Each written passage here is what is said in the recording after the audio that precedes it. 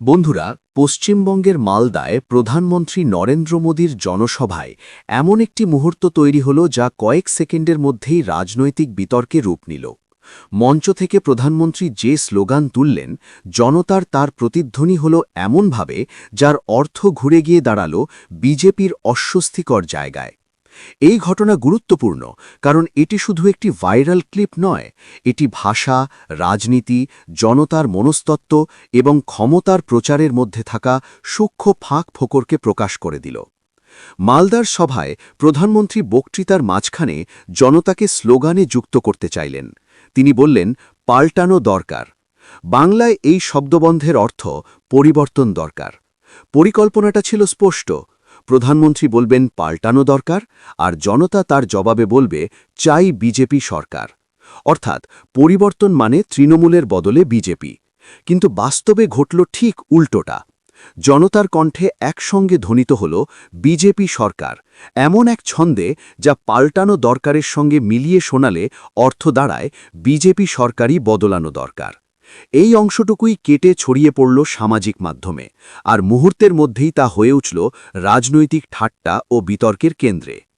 এই ঘটনা কিভাবে ঘটল তা বুঝতে গেলে আগে পুরো প্রেক্ষাপটটা দেখতে হবে। প্রধানমন্ত্রী আসলে জনতাকে নির্দেশ দিয়েছিলেন তিনি যা বলবেন জনতা তার পরের অংশটি বলবে।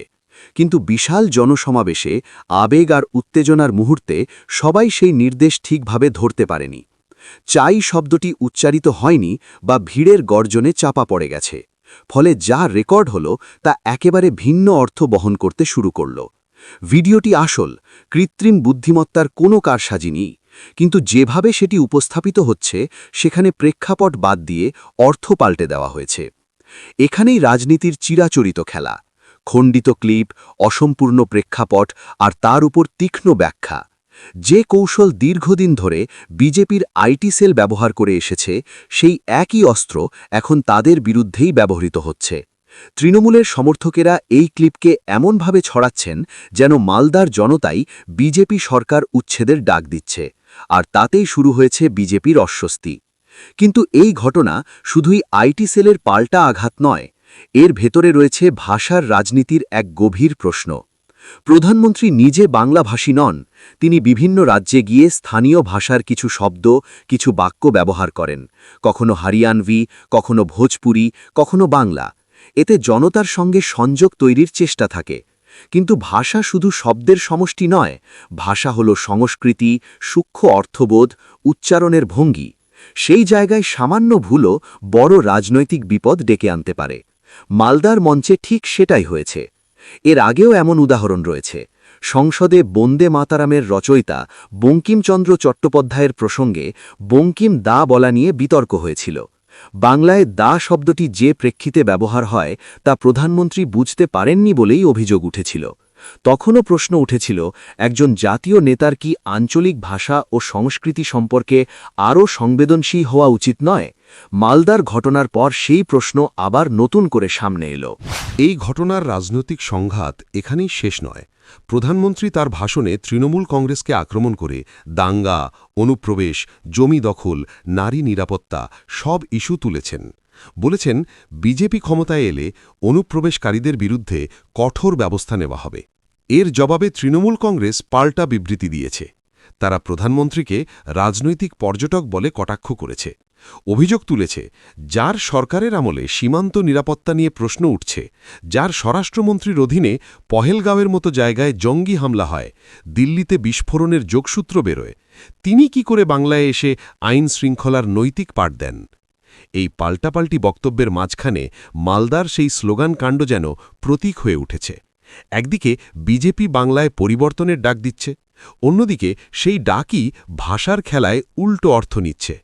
এটি কি নিছক দুর্ঘটনা, নাকি জনতার মনের অজান্তে বেরিয়ে আসা কোনো বার্তা?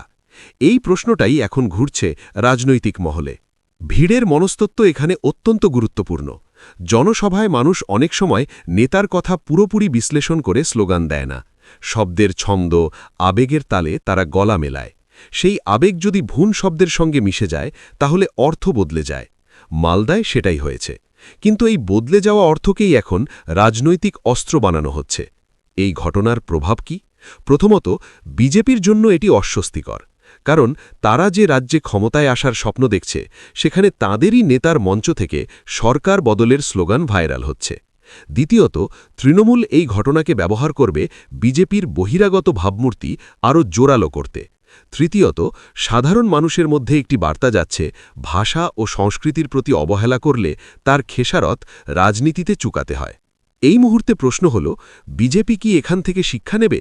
তারা কি বাংলায় রাজনীতি করতে গিয়ে ভাষা ও সংস্কৃতির সূক্ষ্ম দিকগুলোকে গুরুত্ব দেবে, নাকি এই ঘটনাকেও তারা সাময়িক ট্রোলিং বলে উড়িয়ে দেবে? আর তৃণমূল কি এই ভাষাগত ভুলকেই 2026-এর নির্বাচনে বড় অস্ত্র বানাবে? মালদার সেই স্লোগান হয়তো কয়েক সেকেন্ডের, কিন্তু তার প্রতিধ্বনি দীর্ঘদিন শোনা যাবে। কারণ রাজনীতিতে কখনো কখনো একটি শব্দই ক্ষমতার ভারসাম্য নড়িয়ে দিতে পারে। এখন দেখার, এই প্রতিধ্বনি কেবল সামাজিক মাধ্যমেই আটকে থাকে নাকি ভোটের বাক্স পর্যন্ত পৌঁছে যায়। বন্ধুরা, এ বিষয়ে আপনারা কি মনে করেন?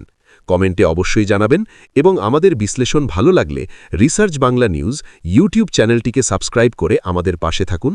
ধন্যবাদ।